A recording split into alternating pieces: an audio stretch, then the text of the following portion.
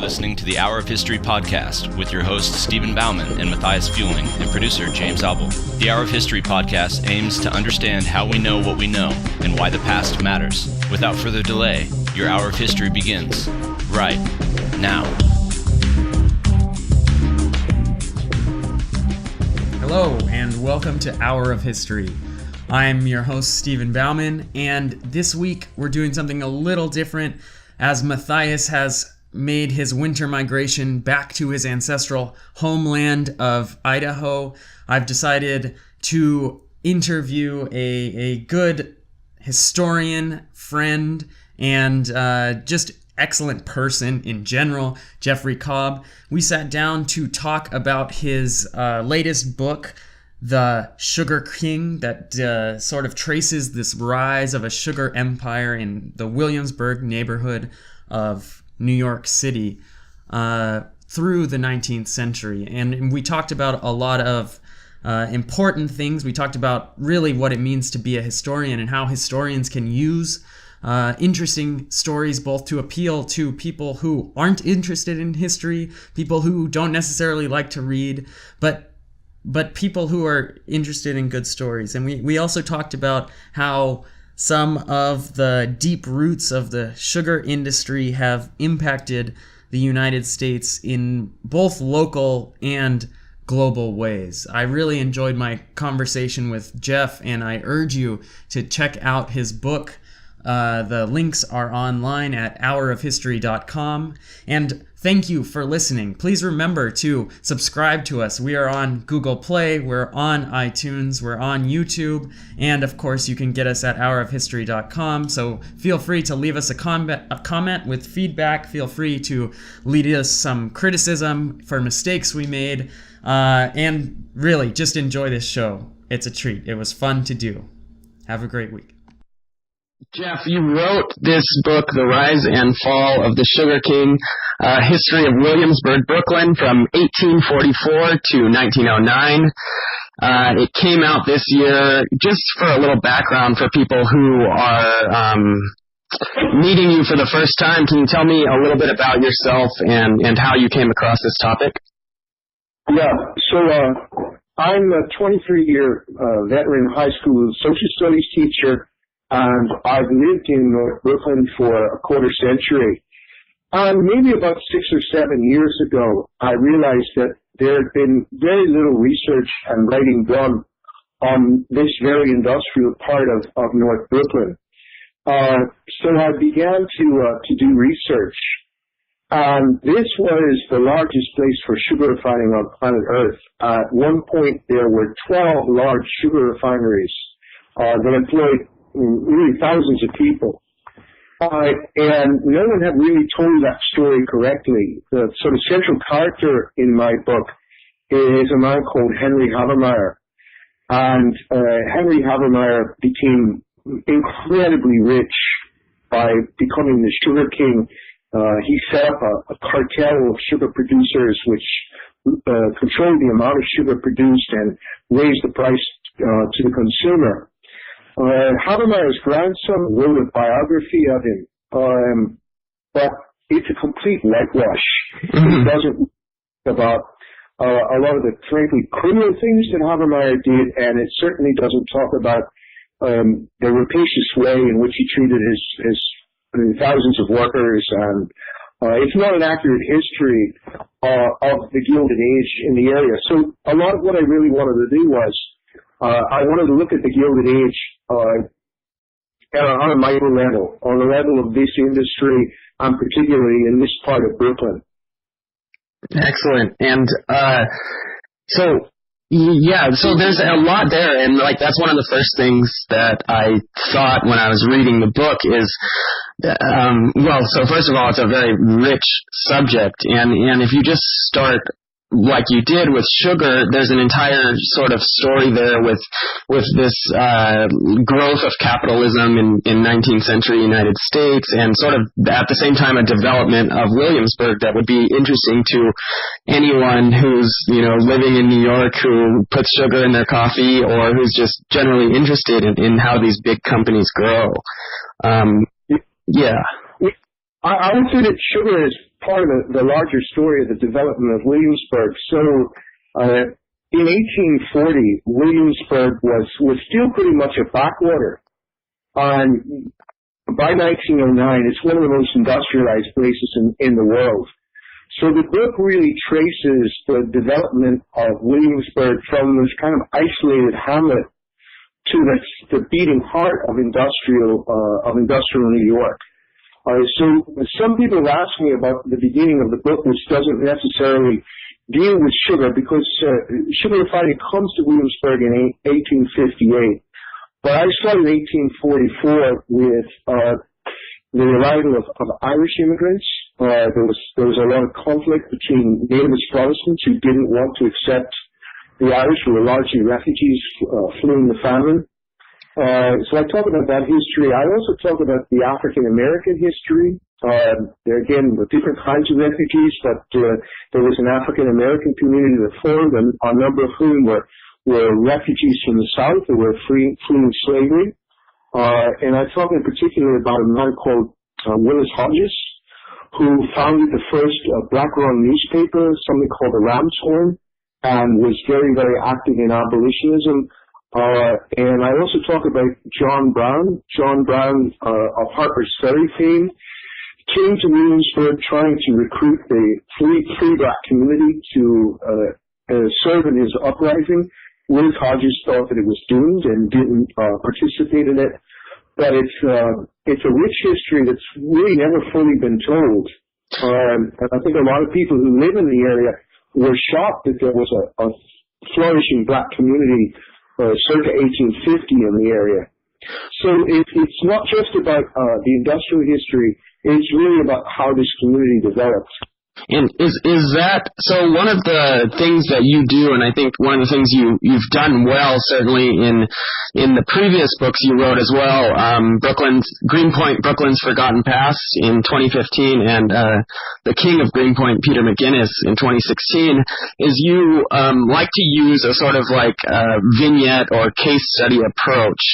How does that help you sort of show the rich tapestry that is Williamsburg? Well, it's funny because pure historians would have a problem with the way I write, and I really try to popularize history so that average people can read this. And a lot of my neighbors have read my work and say, look, I don't read, but your stuff is very readable. And what I do is I take characters and I do not create events, or I don't fictionalize that, but I do imagine what they might have thought about, what emotions they might have had, what feelings or reflections they might have had. So a pure historian would say, well, how do you know that he was reflecting on this part of his life, or how do you know he was feeling that emotion?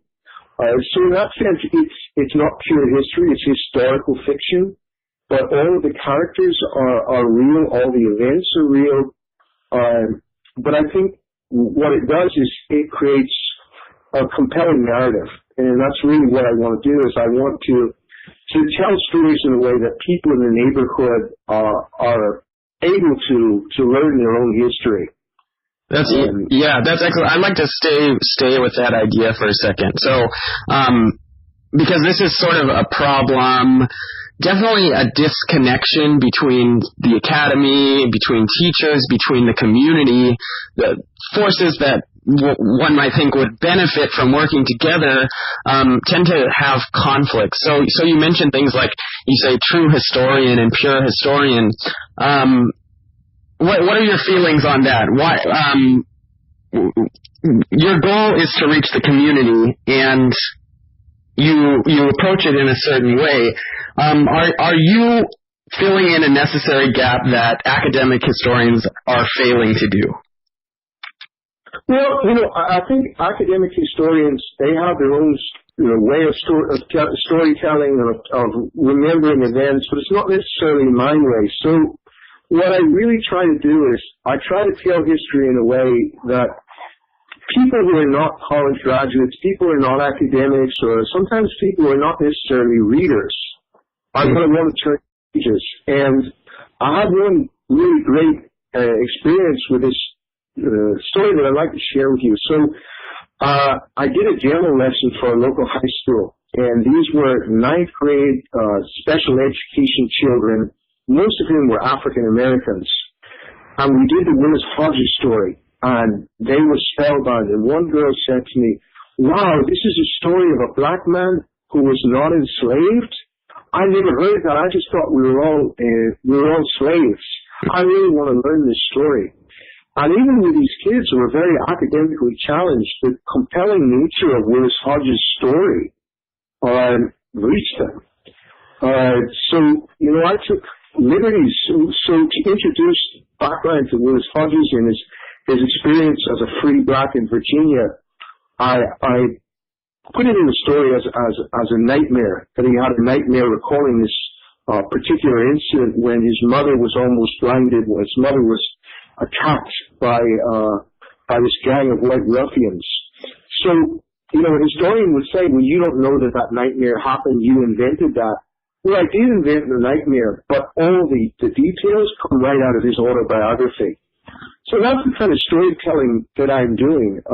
It's taking license to a certain extent with the history, but I think it's really forming something that's more readable and more compelling and true. I mean, I'm not inventing any of the incidents, and the characters are all real.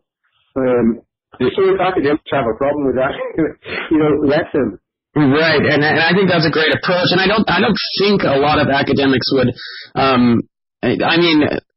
necessarily have a problem with it. What it also sort of does is it not only entertains and sort of brings in these people who might not necessarily be interested in history or have preconceived notions about history, but it also establishes stories like that of Willis Hodges that another historian now has something to go off and can build from that, and really that's what the practice of history is. So in addition to that, though, you're a teacher, so you are transmitting these stories back into New York City. You're also you're putting it out in book form, but you do other things in order to promote history. Do you want to talk about that a little bit?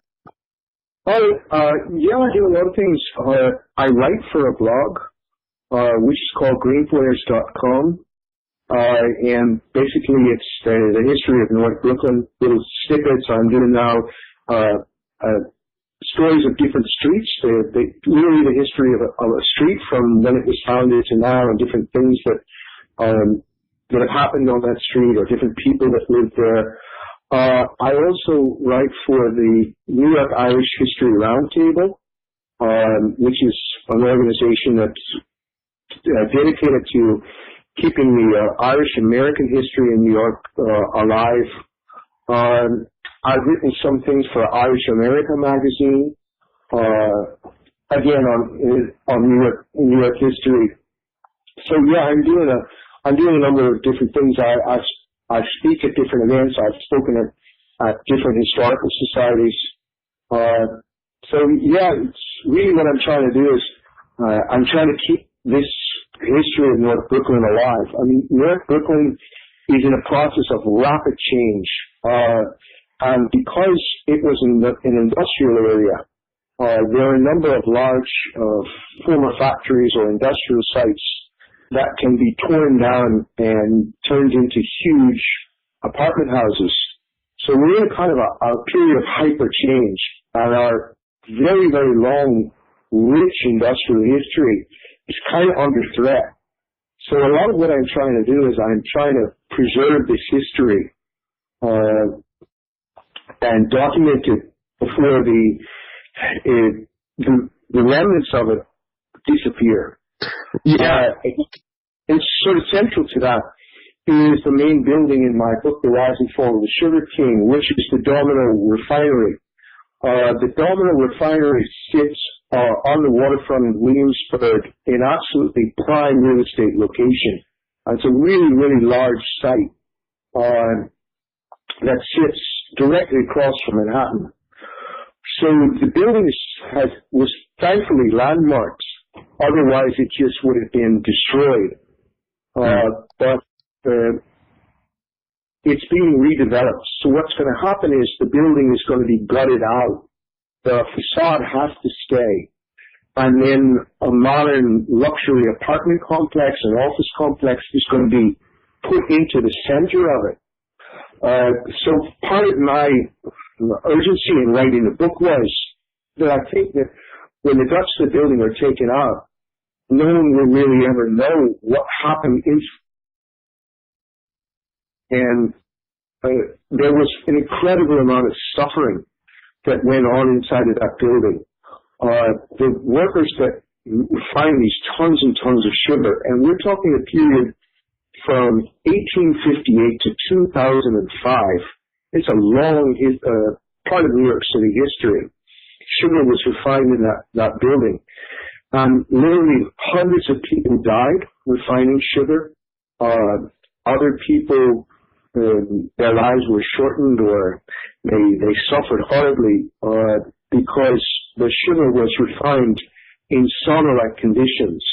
So even inside the refinery, temperatures could range from 110 to 135 degrees.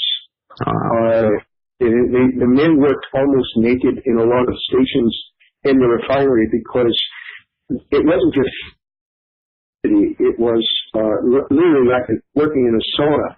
And these men worked 12-hour days, and you can imagine how many industrial accidents would happen. One, sugar refining by itself was dangerous. There was always the possibility of explosions from the sugar vapor, but also there were narrow catwalks that they had to walk on. These catwalks over time became coated with sugar, so they were slippery. A lot of times huge amounts of sugar would fall and crush the people underneath. I describe how the son who was handpicked to run the refinery was killed in 1861 in an industrial accident in front of his father's eyes. And the thing is, there were days when the refinery never should have been opened. The hottest days of the summer, and we're talking when they opened the refinery, that men were going to die. They had medical staff standing by, but still, there were days when 8, 9, 10 people died. The thing is that we would know more, but the Habermeyers purposely picked non-English speaking workers, primarily Polish, to relate to the world the horrors of what they were experiencing on a daily basis inside the refinery. The other thing is they picked people who were completely docile. There were a number of attempts at strikes. Each one was starved out. And then the people who organized the strikes were blackballed. But I think that's part of the reason why I wanted to write the book, is that especially when it becomes this luxury building, people will have said out of the building and what the nature of work was during the Gilded Age, before there were unions, before there were safety regulations, before there was a limit on to an 8-hour day. So you can imagine that a lot of the accidents happened because people were not only working under these horrible conditions, but by the 11th hour they had to be lightheaded, and they would slip and fall, or different accidents would happen just from the fatigue. That was, a byproduct of working in the sauna-like conditions for such long shifts.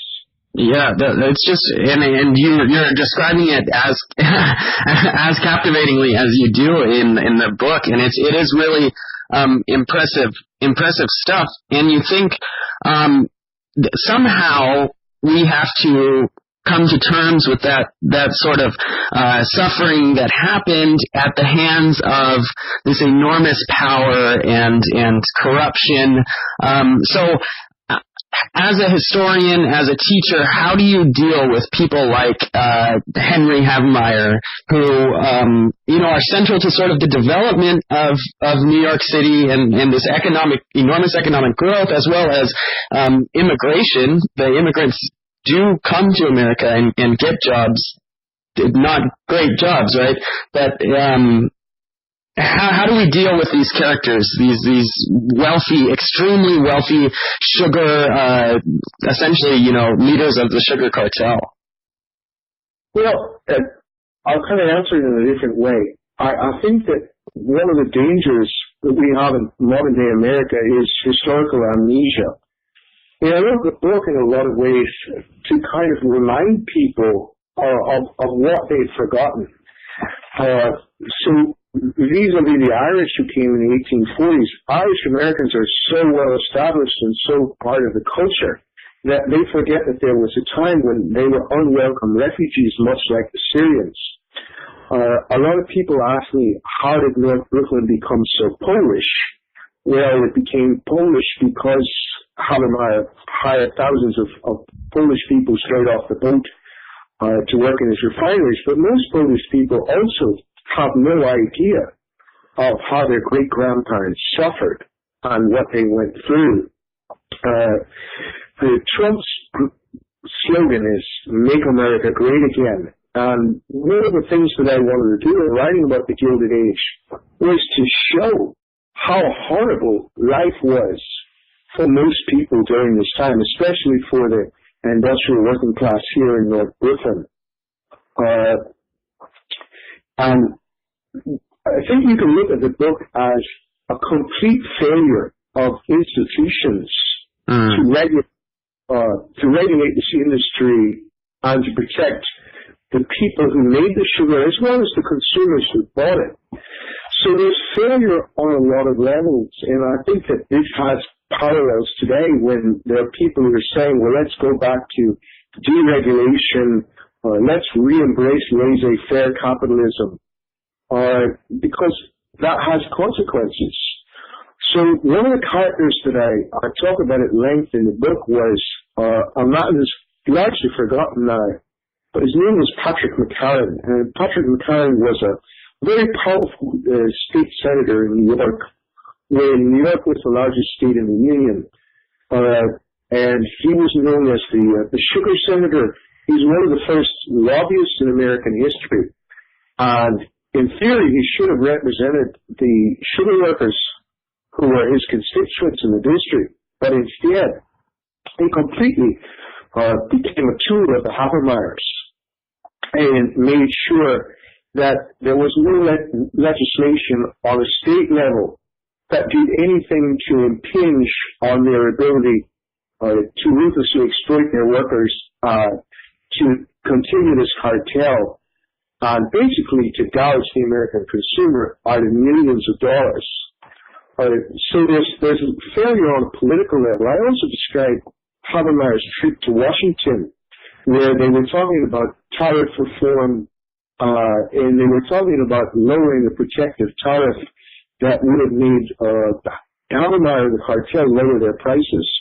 Habermeyer came down, reminded the Democrats in the Senate that he had contributed heavily to their campaign, and also told the senators, well, if you buy stock in my sugar company and vote favorably on legislation, you can personally make a killing. A number of senators did such, which is just clearly unethical. So there's also the level, on the federal level, complete corruption and turning a blind eye to this cartel. And really, it's allowed, the cartel has formed Sugar Trust in 1887. And really until about 1908 with Theodore Roosevelt, there's no challenge to it. It's just allowed to continue to work in this rapacious way, reaping huge profits. And that's another level of failure. And then there's also a kind of a failure on the religious level. So one of the characters in the book I talk about is a Father Sylvester Malone, who established a church called St. Peter's and Paul, literally in the shadow of the sugar refinery. And Henry Habermeyer's brother Theodore married a Catholic, and raised his children as Catholics. He became a friend of Malone's and contributed $35,000 when the salary of a sugar worker for a year might be $500 for his trip back to Europe. in Malone never spoke an ill word of the Habermeyers. So you have different levels of society that are turning a blind eye to the tremendous wrongs that are happening in Williamsburg. So it's a theme in the book, but I think it's a very topical theme because we're now trying to turn back the clock to an era of laissez-faire, and there are a lot of people who are completely blind to the reality of what that means for consumers, for workers, and for the society as a whole. Right. Yeah, that's definitely an important point, and especially with contemporary relevance. And it also has relevance in some of the work I do, and this is something you highlight, is that this is not just a story of Williamsburg as much as, we see the suffering and sort of the politics in New York City, in the United States. Throughout, there's like this underlying current of this sugar is coming from Cuba, and it's influencing a lot of Latin American political decisions for the United States. And these roots, right around the late 1800s, early 1900s, are being put down in ways that are going to that end up causing a lot of trouble for the United States. So that's definitely there too. But I want to shift a little bit and talk. There's also characters you write about who attempt to correct for these failings of government, failings of religion, failings of economy, and one of them that really sticks out, who you describe as having a quiet, unpretentious generosity, is Graham's Polly. Who is he, and how is he different than, say, some of these cartel leaders? Graham's Polly is a really interesting character, and I struggled with whether I should put him into the book or not, because he's sort of not really related to sugar, but he's just such a compelling character that I felt he had to be in there, and he's sort of the foil character to Henry Habermeyer. So Graham's Polly, I believe, was born in about 1815 in Manhattan to a very, very poor family. He never goes to school, never learns to read and write, but yet amasses a fortune. He started a rope factory, and then went on to found a distillery, and then became president of a bank. But Graham's Polly was a fervent believer in public education, and Williamsburg was an independent city until 1855. So around in the late 1840s, Graham's Polly begins to fund public schools. So Williamsburg had free public education long before the city of Brooklyn did. And that was all thanks to Graham's Polly, who lavished his own money on these schools. And again, he was a man who never wanted to be recognized for what he did, was self-effacing, humble, but he gave this great legacy, and not just, there was a panic of 1857, and before the government had set up a safety net, you could literally starve because there was no help. So Graham's Polly set up a grocery store and lost $7,000 of his own money because he was basically giving away food to the indigent. Also, Williamsburg has one of the first free black schools, and Graham's Polly gave the money to the black community to run this school. And again, at the time, we're talking pre-Civil War. Graham's Polly dies in 1860, at a very young age. I think he was 36 years of age. But it was unheard of that a white man would endow a school for black children, and yet he did.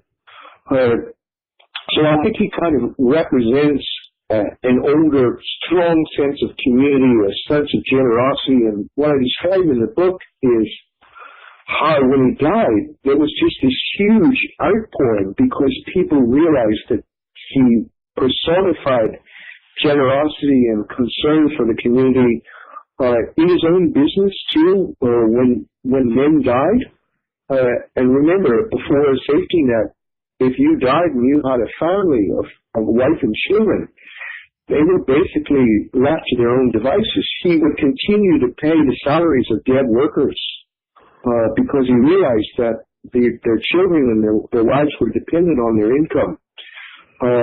So yeah, he's a fascinating character.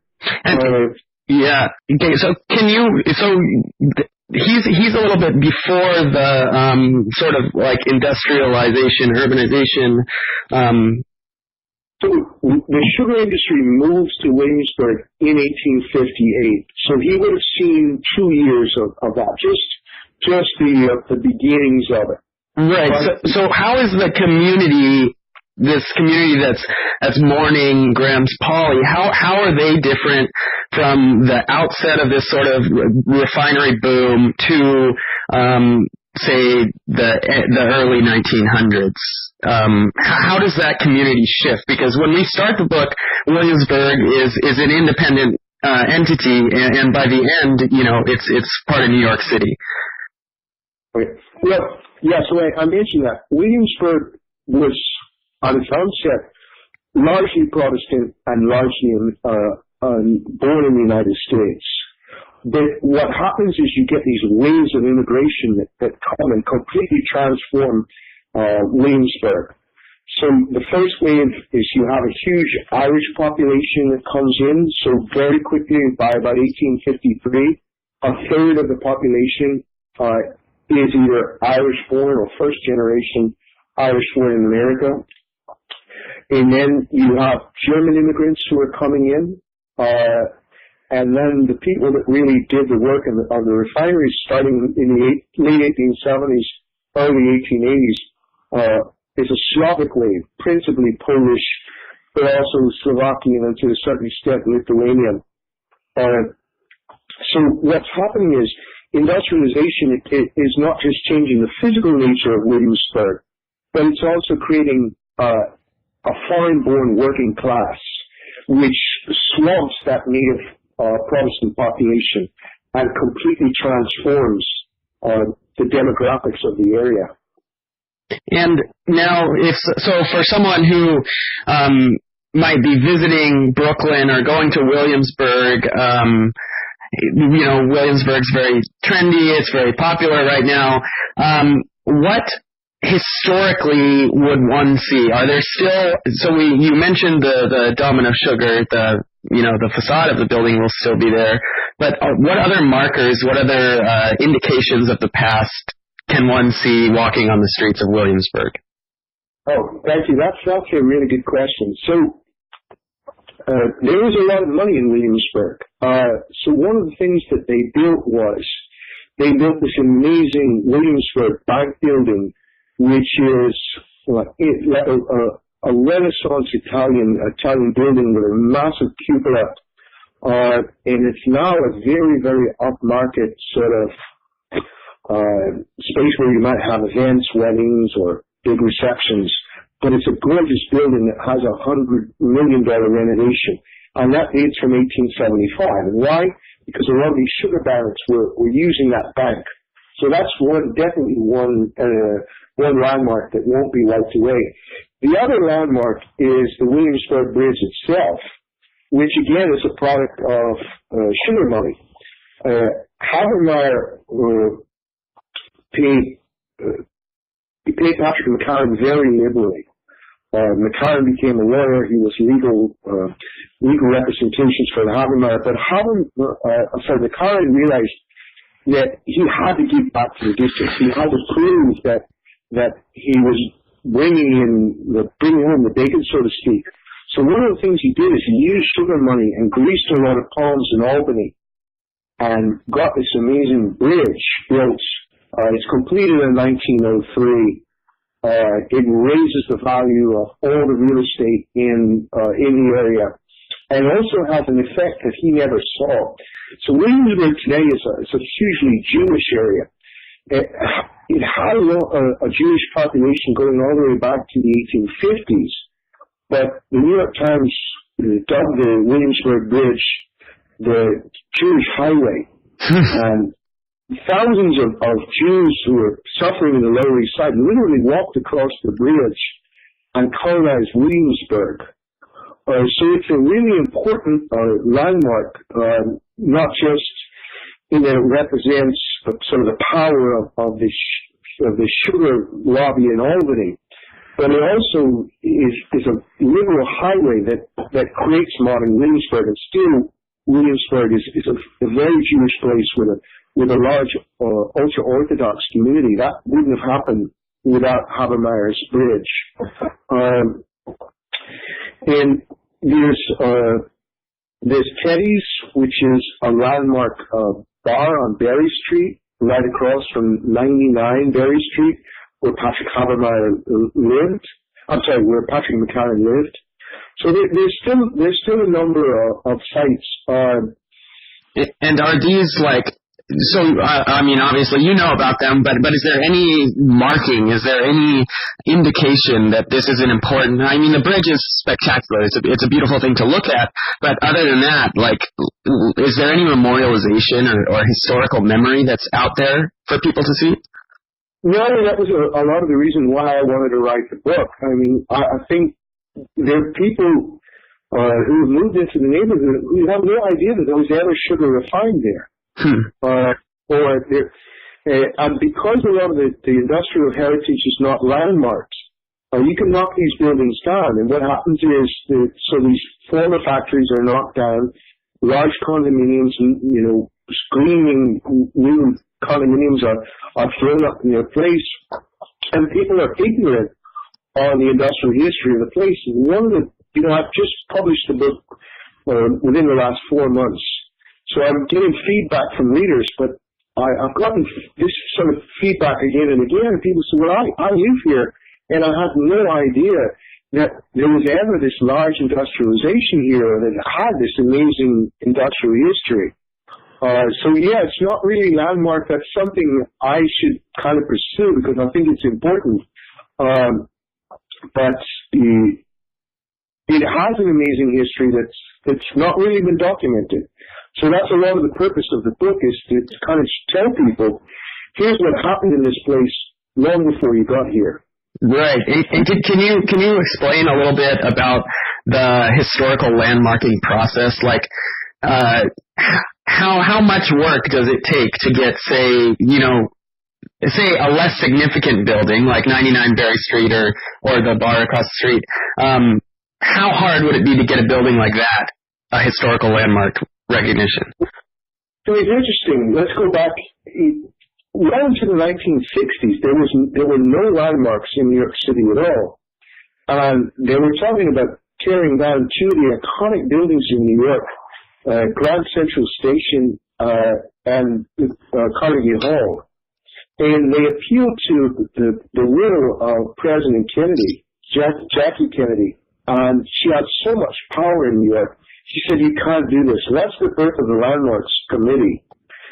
And it's done, a good job. So one of the things is there's a beautiful warehouse called the Austin Nichols Warehouse, not far from the refinery. Private real estate, but it's a beautiful building, and that's been landmarked, so it can't be touched. It's been repurposed as condominiums, but the facade of the building remains. So they've had some success, but the thing is, a lot of the industrial buildings were frankly ugly. So they've been knocked down, and the real estate is so valuable that it's developers absolutely fear the idea that these sites will be landmarked. So I live about 2 miles from the refinery in an area called Greenpoint, and we had the largest rope factory in the world. These buildings remained until 2005. People began to talk about landmarking them, and all of a sudden there was a mysterious fire, and a number of the buildings were consumed in flames. So we've had successes, but then there have also been a number of failures. The city has to move on in New York. The one constant is change. But what you see is a lot of the frame houses that kind of characterize the area, even 10 years ago, are now rapidly being knocked down. They're not landmarks, and they're being replaced by these sleek condominiums that are rising all around the area. So the area is in a moment of hyper change. Mm-hmm.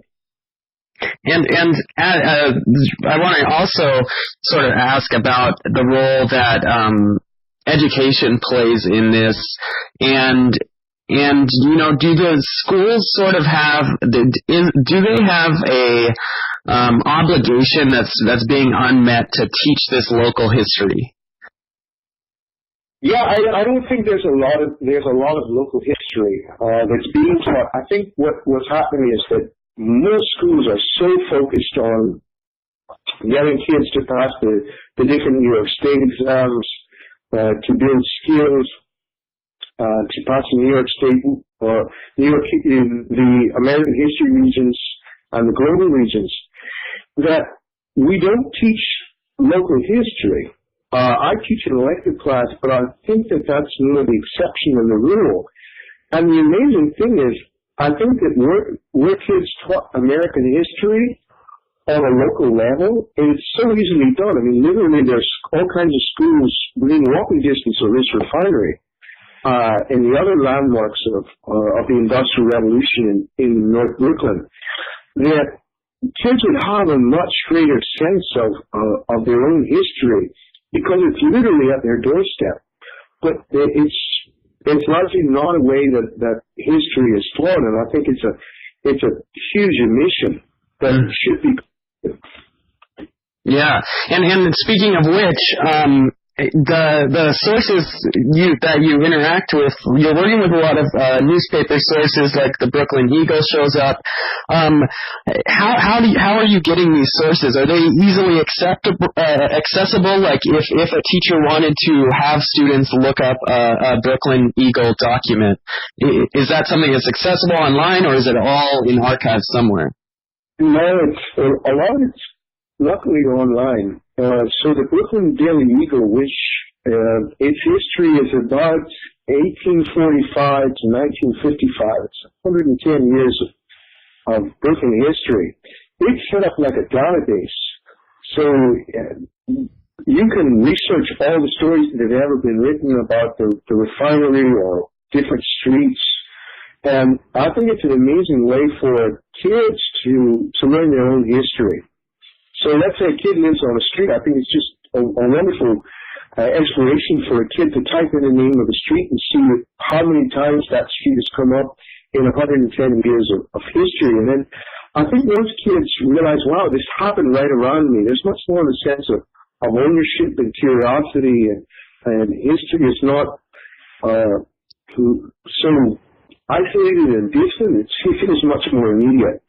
And there's also another thing for anybody who might be listening across the country.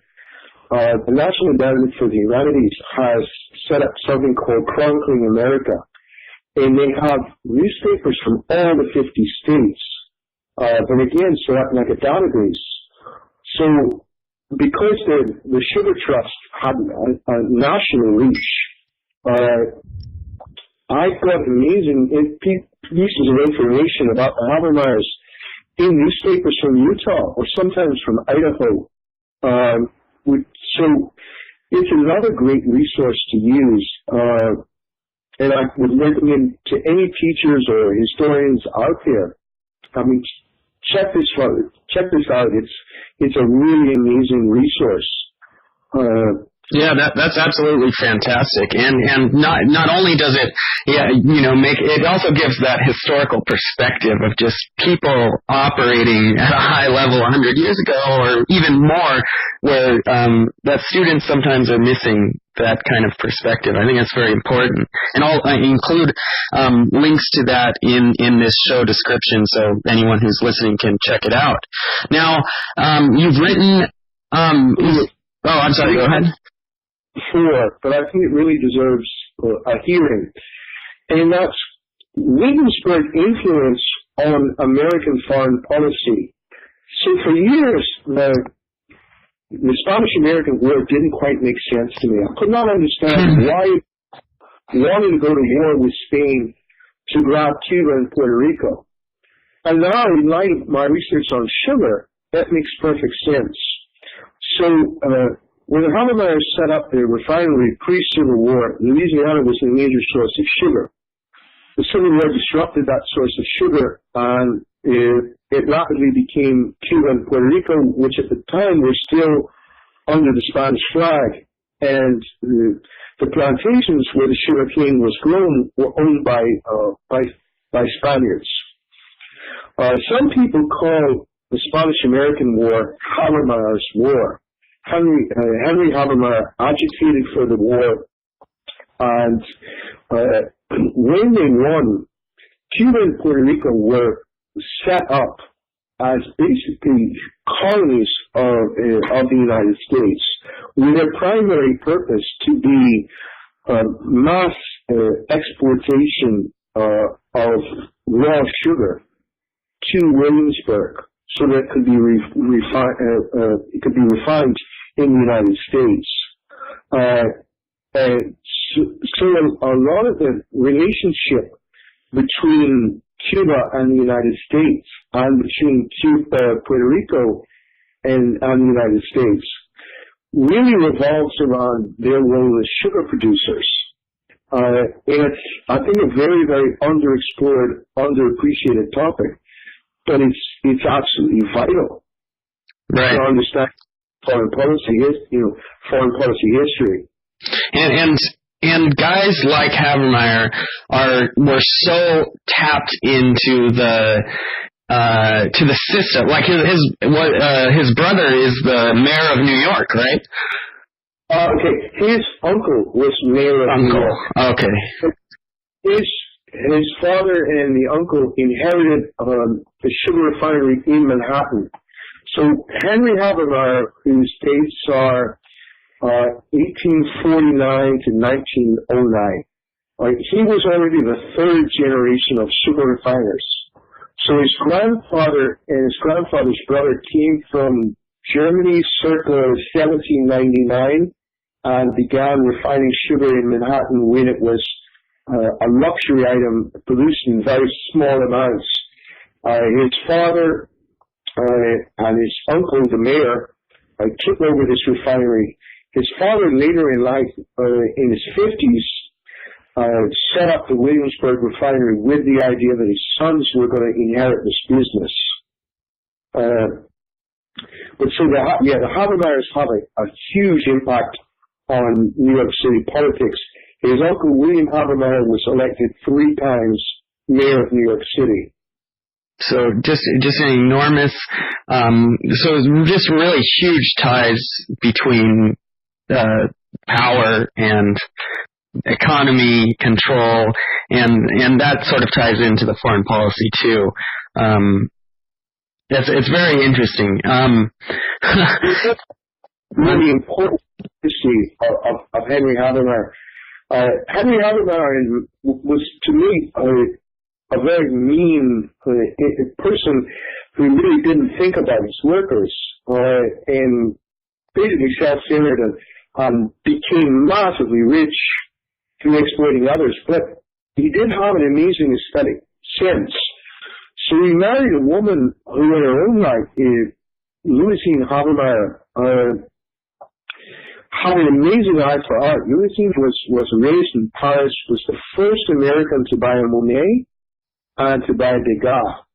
And with this massive amount of money, they would go to Europe every year. And they started to buy up Impressionism. They're the first Americans who appreciate Goya and other great Spanish artists. And then when Louisine Havemeyer dies, she leaves 1,000 precious paintings to the Metropolitan. So the greatness of the Metropolitan is largely a legacy of Havemeyer sugar. Wow.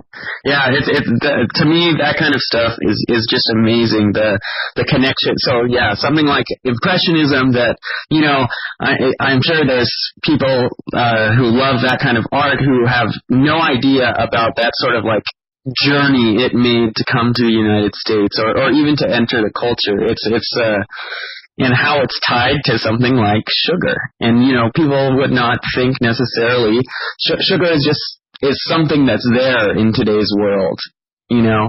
And the historical ties are so important to bring out. And it's also within that sort of contradiction that you find with these people who are, you know, at the same time creating these regimes of, you know, devastatingly difficult work, and at the same time creating culture that still has impact on us today. At the same time, so this is also happening around the era of the Civil War and slavery. How do these sugar cartels react to slavery? Well, so it's interesting. In name, William Howard Meyer was an abolitionist. De facto, they realized that enslaved African Americans were the labor source that kept the sugar coming out of the South. And then, even after the Civil War, remember, Cuba doesn't end its slavery until the 1880s. So, the raw sugar is a result of slavery. This whole empire that they built was built on the most fundamental level on the backs of slaves who had to work in these horrific conditions, harvesting the sugar. So slavery is intimately involved with the sugar industry until very, very late. Right. And even though that these guys are somehow abolitionists, is there some sort of foresight as well where they see sort of beyond slavery, and we're still, if we can economically colonize Cuba, or if we can just colonize Cuba and Puerto Rico, then our industry will be okay? Well, it's funny. I think that happens very quickly during the Civil War. So they're cut off from their Louisiana supply of sugar, and then they become aware that they can access the sugar in the Caribbean. So there's a moment during the Civil War when the source of sugar completely changes from the American South to the Caribbean, and it remains largely Caribbean sugar really up until 2005 when the refinery closes. And can you talk just briefly, like, so the sugar that's being refined in Brooklyn, in Williamsburg, who are the consumers? Is this being sent to Europe? Is this an international thing? Is it mostly in New York, or where's it going? Not really so much in Europe, because this is a time of high tariffs, so American sugar would have been, blocked from really entering Europe. Most of the European sugar is refined in Germany and in England.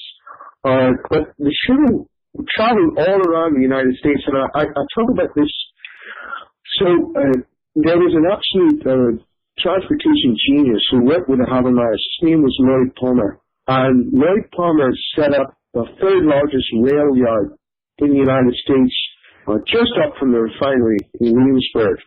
And they invented something called the car float, which allowed rolling stock to be rolled onto barges, and then the barges could be sent around the harbor, and then sent to 11 different railheads in New Jersey or in New York City.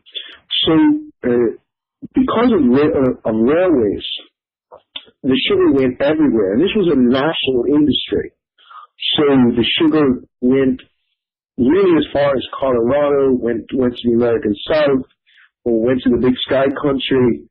So it was a national industry, and I think at one point the cartel controlled 98% of American sugar consumption. It was a massive amount of money rolling in, and they had this national influence. So one of the other things I described is around the 1890s, beet sugar becomes an alternative to the cane sugar that was coming from Cuba. And Habermas saw it as a threat.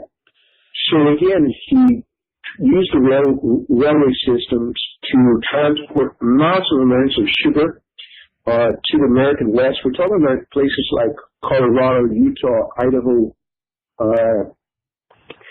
and he sells sugar to loss, drives these beet sugar producers into bankruptcy, and then buys up their beet sugar refineries.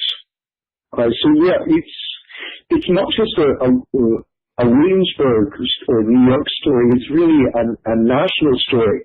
Now, I know that you're in Philadelphia, and one of the interesting things is there was a man called Siegel who felt that he could bribe the cartel by building a sugar refinery and then forcing the cartel to buy it from him.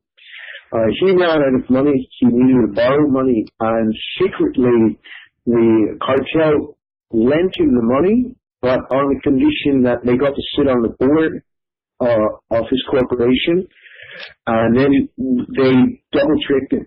So they said, we're going to vote against opening a refinery. He couldn't make any money to pay off the loan, and he ended up committing suicide. This was the beginning of the end of the Sugar Trust. So really, at the end of the book, what happens is a number of the corruptions of Habermeyer and the Sugar Trust were exposed. And one of the things they did is they were underweighing sugar. So they had millions of tons of sugar that would come in on a yearly basis, and they rigged the scales to underweigh, so they had to pay less duty on this raw sugar that was coming in. Finally, this was exposed, and Theodore Roosevelt said, I don't care how rich and how powerful Habermeyer is, I want him prosecuted. He has stolen millions of dollars from the American Treasury, and he's going to prison. And that drives Habermeyer to his grave. Habermeyer dies at 60 in fear of prosecution. Wow. That's amazing. And throughout this book, even though we've been talking about it for an hour, there's so much more, and there's numerous other stories. There's like Jeff sort of just explained, you go to Philadelphia, across the West, Cuba, Brazil. It's not just a Williamsburg story, and it's available online at Amazon.com. Yeah. What else can they do to check it out?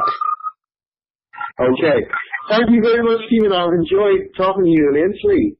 Yeah, absolutely. It's been great, and it really is a fantastic book, and I highly recommend it. I'm looking forward to your future works. I mean, you're putting out a book every year. Do you have anything in the works?